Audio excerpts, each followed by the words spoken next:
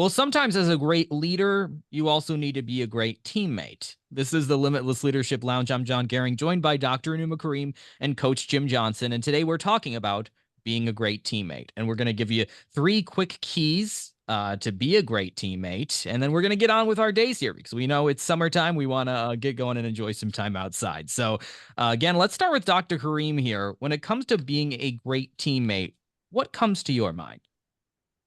I think it's a team. It could be a team, your family, you and your spouse. That is also a team. In the workplace, that's also a team. In the classroom, that is also another team. And I found out that listening is such an important aspect of building a team. And this is one of the hardest skill to develop. We always want to like jump in and talk about our things and we stop listening to the other person. So I think active listening, what are you, just pause, stop, let your mind flow into the other person's thoughts. How are they seeing something? Do not just jump in to give advice immediately. Just be there and listen, and that's a healing aspect of leading as well. So I think, and both of you are married, and you know that you have to have that listening skill if Mhm. you want to build a team in your family. So I think active listening is one of the most powerful tool that I have to possess as a team member. That's great, Coach. I don't know if about you in your however many years of marriage, but how many times have you heard the statement? I've heard it quite a few times from my wife. I don't want you to solve the problem. I just want you to listen. Yeah, more than once, John, I could say that. Great first key, Coach. How about a second key to being a great teammate? So I think it's just a mindset. In fact, you hear these questions sometimes of what would you put on a bumper stick or a billboard, to kind of spread a message to the world. And something I've come up recently that I think really illustrates what a great teammate should be, and it's 3 short statements. First one is spread kindness. Number 2 is respect all people. And number 3 is serve others. And I think if your mindset is that win-win, that how can I find a way each day to respect everybody on the team? And that doesn't mean that you're not going to disagree, but you do it respectfully. It also means that, how can you upgrade your teammates by serving them? And then thirdly, just being a good teammate means being kind. Recognize when your teammates are doing well, but also recognize when their things are going strong or poorly for them and how you can support them. And so I think if we really use that little bumper sticker that I would, or that billboard, is remember this, is respect all, share kindness, and serve others. Mhm. Well said. So we Amazing. have listening, we have spreading kindness, respect, and service. And my third and final key I'm going to talk about for being a great teammate has to do with accountability. And this is so important because accountability, we think in such negative terms of being accountable for our actions and that kind of thing, and holding others accountable. And it seems like a strong, tough-minded way of being a leader. But I think it creates a culture, an environment of total openness and honesty. And that's really, really important. Admit when you're wrong. One thing we do as people, and I've caught myself doing this a lot, is we judge ourselves by our intentions, but we judge other people by the results. So we Mm. judge ourselves being 5 minutes late. Well, I was stuck in traffic, but we judge the other person who's 5 minutes late and we say, oh, they're lazy bum. They don't even care about my time.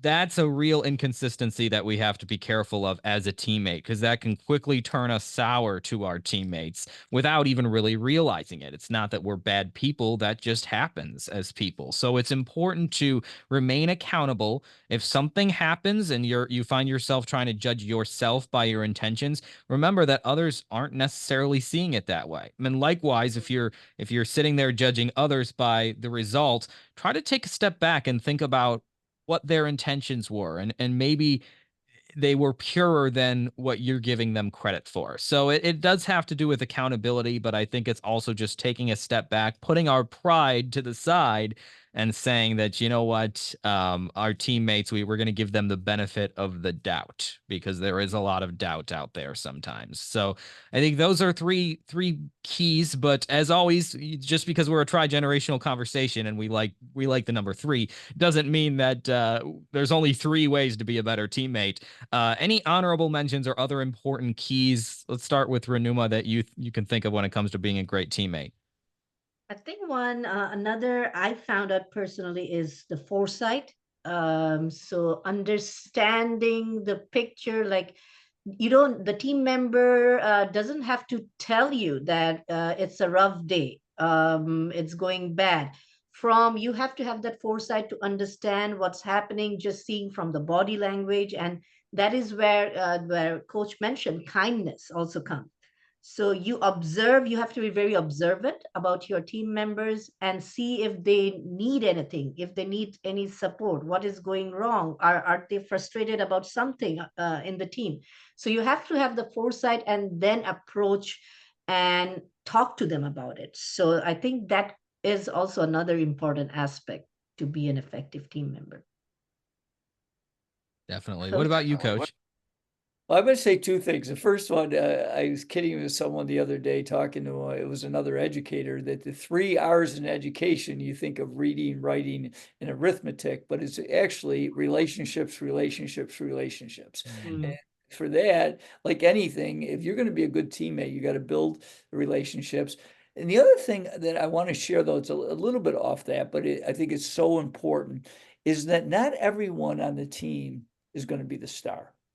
And what I'm really encouraging to be a great teammate, you got to be outstanding in the role right now. It doesn't mean you can't change your role, but whatever role you are, whether you're someone in basketball that, maybe he's a starter, but doesn't, is not a main scorer, or someone that's coming off the bench, or someone that doesn't play much, but you can still embrace that role and be a great teammate by supporting your team, by being the best you can be in your role. And that means showing up every day with that hard hat on, that I'm going to do the best I can and work hard. And then my attitude, that famous line I love is, attitudes are contagious. It's yours worth catching. And that's embracing your role to be a great teammate. In a world of stars and social media sensations, and we watch sports and it's all about the quarterback, it's all about that star player. I think, Coach, your J-Max story, it's an inspirational story that, if you're not familiar with, it's definitely worth looking into. Watching a really inspirational video that was on ESPN, that probably taught you that a lot, I'm guessing, about embracing your role, because that's what J-Mac did. Absolutely. And, the thing it always amazed me about Jason is, after he had his monumental game where he scored 20 points, including 6 3-pointers, yet when he was interviewed, because we often were interviewed often together, and they would ask him that famous question, Jason, what was the best thing about your senior season? Of course, anticipating that he would share all about his game, and he would immediately say, oh, we won the Section 5 championship. And when we did that, he was the manager again. He was in his white shirt and black tie, not donning number 52. Yet he embraced the fact that he really was the best he could be in his role. And his role in our sectional tournament was to be the supporter, the manager, and do anything to help the team get ready. And the kids fed off the fact that he embraced his role and was great at it.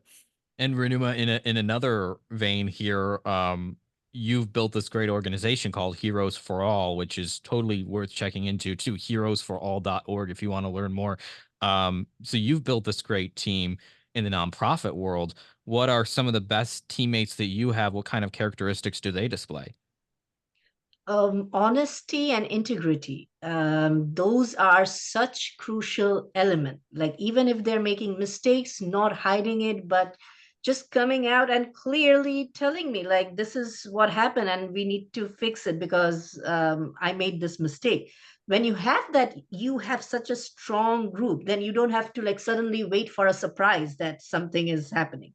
So the team members with that honesty and integrity and not being afraid to come to me and point out, like if I'm doing anything wrong, just because I'm that leader, that doesn't mean that they cannot speak to me, that power and all those kind of roles. So I feel that those people are courageous who can even come to me and tell me what I'm doing right or what I'm doing wrong. So that's so important for the team. Oh, yes. And what about you? We'd love to hear from you if we missed anything or you'd like to add on to any of the great teammate characteristics that we've been discussing here. What makes a great teammate? What are some of the characteristics that you'd like to display? We had 3 keys here. We also went a little bit above and beyond because that's just what we do here at the Limitless Leadership Lounge.